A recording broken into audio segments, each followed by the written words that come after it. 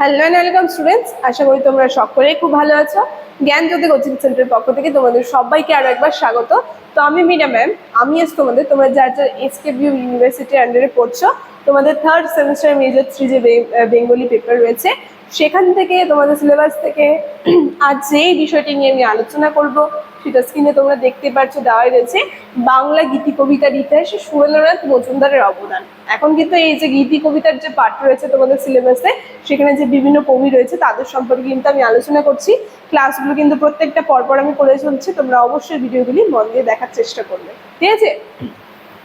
ক্লাসটা শুরু করার পূর্বে তোমাদের সঙ্গে একটা খুবই গুরুত্বপূর্ণ ইনফরমেশন আগে আলোচনা করে দিয়ে যাই। তোমরা যারা যারা ভাবছো আমাদের সঙ্গে অনলাইন ক্লাসে যুক্ত হবে বা আমাদের সঙ্গে নোটসের জন্য যোগাযোগ করবে, তাদেরকে বলে দিন আমাদের সঙ্গে যোগাযোগ করতে হলে দেখো এখানে দুটি নাম্বার দেওয়া রয়েছে। এই নাম্বার দুটি হচ্ছে আমাদের Gyanjyoti coaching centre official helpline number. যে কোনো একটি নাম্বারের সঙ্গে যোগাযোগ করে কিন্তু তোমরা আমাদের সঙ্গে যুক্ত হয়ে যেতে পারবে। তার সঙ্গে তোমাদের এই সেমিস্টার কোর্স ফি কি আছে সেটাও আমি বলে দিচ্ছি। এসকেবিউর আন্ডারে যারা যারা রয়েছে থার্ড সেমের কোর্স ফি আছে 599, ঠিক আছে?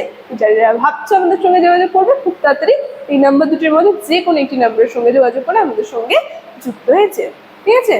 ক্লাসে আলোচনায় তাহলে আমি চলে যাই। দেখো, প্রথমে বলেছি আজকে যে টপিক নিয়ে আমি আলোচনা করব সেটা হচ্ছে বাংলা গীতি কবিতার ইতিহাসে সুরেন্দ্রনাথ মজুমদার যে রয়েছে তার অবদান কতটা সেই সম্পর্কে কিন্তু আলোচনা, ঠিক আছে? দাও কি বলছে, বাংলা গীতি কবিতার ইতিহাসে সুরেন্দ্রনাথ মজুমদারের অবদান বিশেষভাবে উল্লেখযোগ্য। তিনি 19 শতকের শেষ ভাগের কবি হলেও বাংলার আধুনিক কাব্যের এবং নবযুগের স্রষ্টাদের মধ্যে অন্যতম সহযোগী হিসেবে কিন্তু স্মরণীয়। তিনি যদি বলা হচ্ছে যে 19 শতকের শেষ দিকের কবি কিন্তু তিনি ছিলেন, কিন্তু আমরা দেখব তার যে বিভিন্ন রচনাগুলো বা বিভিন্ন লেখাগুলো রয়েছে যার মাধ্যমে তিনি কিন্তু একটা আধুনিক কাব্যের সূচনা কিন্তু করেছিলেন তার লেখনের মধ্যে দিয়ে, যার কারণে তিনি কিন্তু বিশেষভাবে স্মরণীয়, ঠিক আছে? কি বলছে, তার কবিতা রোমান্টিক ধারা এবং প্রকৃতি প্রেম, ব্যক্তিগত আবেগ সমৃদ্ধ। নিচে তার অবদানগুলি উল্লেখ করা হলো, ঠিক আছে?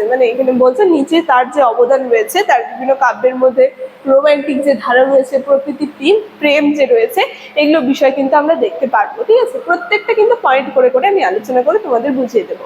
দেখ, প্রথম পয়েন্টে চলে যাই। কি বলছে, আধুনিক রোমান্টিক সুর।